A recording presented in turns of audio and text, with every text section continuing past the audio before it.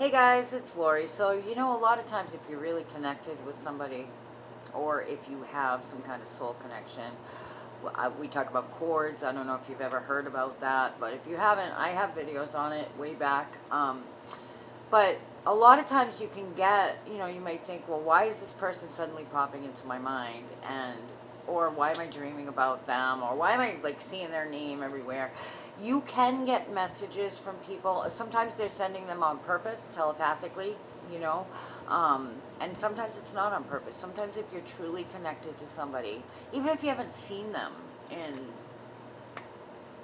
5 years, 10 years, whatever,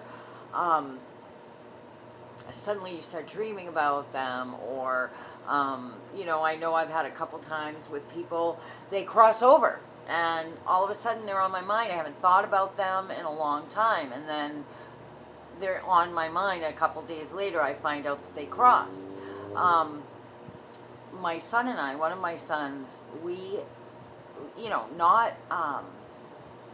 not on anything on purpose, but like when he was little, he'd go to his dad's house, and if he was upset or if he got physically hurt, if he fell down or whatever, I would literally feel his pain. I wouldn't know necessarily that it was him until he came home and we talked about it.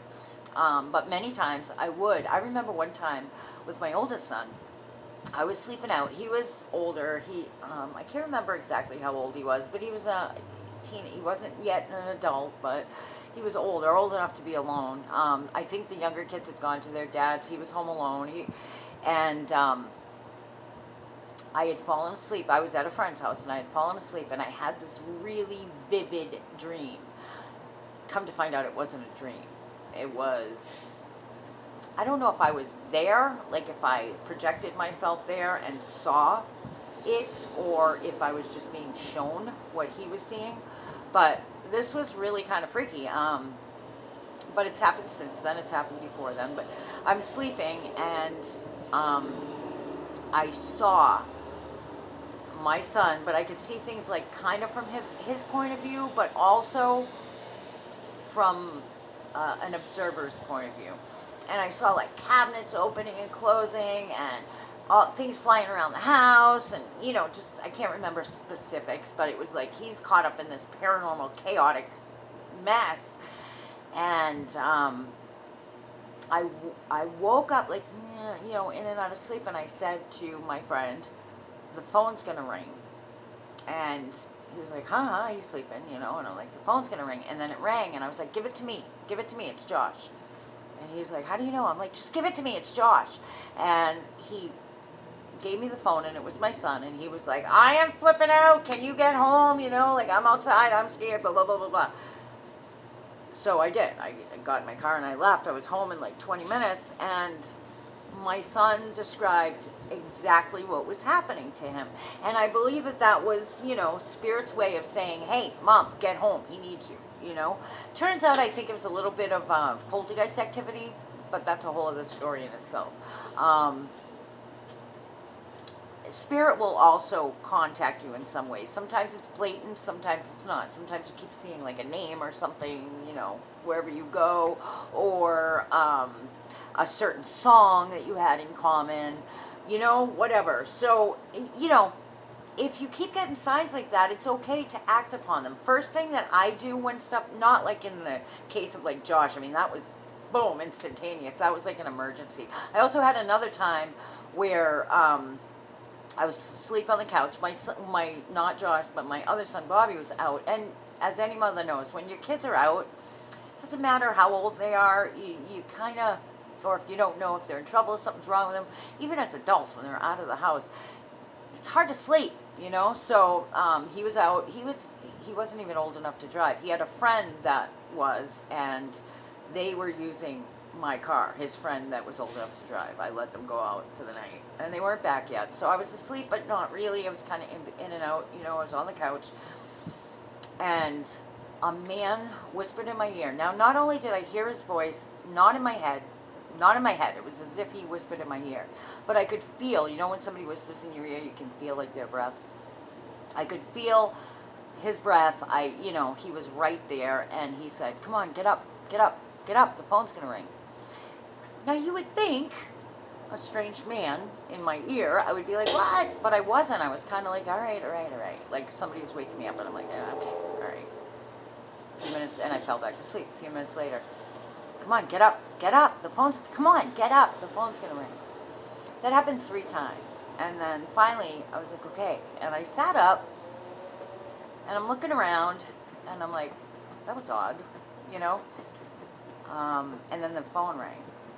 And I kind of chuckled to myself because I'm like, wow, you know, that's cool. But until I saw the caller ID, and the caller ID was the Manchester Police Department, and no big deal, like it was nothing. They were just caught up in something. It was nobody. They, you know, my car they called, but nobody was hurt. It was all good. Nobody went to jail. Nobody got arrested. But I think what it was is Spirit knew that being woken up by that phone call was not going to be good for me. So I think it's my angel, because I've heard this man's voice more than once. I don't feel like it's a loved one. You know what? When I hear his voice, the reason why I didn't freak out is because somewhere inside of my spirit, I know that voice. It didn't feel like, oh my goodness, somebody's in my house, you know? It's a very familiar voice. I don't necessarily think it was the voice of Jesus. I think it was probably my guardian angel. And I've heard that voice since. I so long to hear that voice sometimes, but I can't make it happen. And this is not a voice that is in my head. You know, sometimes you get that, like just a thought. No, this was actually a voice. I heard it. I felt his breath, you know, and I was very grateful that he woke me up. But sometimes it's not that blatant, you know. Sometimes it's, like I said, you see a name everywhere. You pick up a magazine and it's in there, whatever.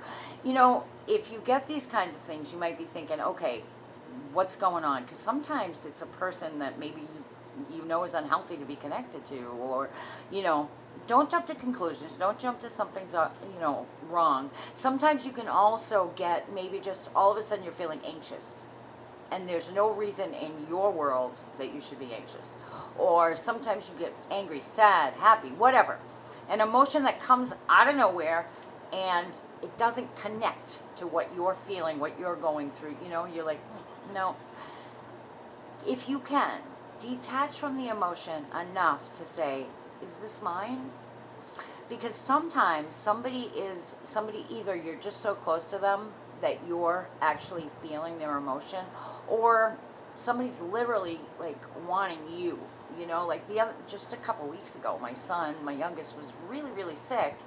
He doesn't live with me, he's on his own, you know, all my kids are grown. And he was real sick. He was sick for a few days, or more than that. It was like a week and a half. And he literally thought I was there. He heard me saying, Nick, Nick, Nick. And I think what it was, I was concerned about him, and I was praying for him and everything, but I think it was comforting to him. You know, who do you want when you're sick? You want your mom, right?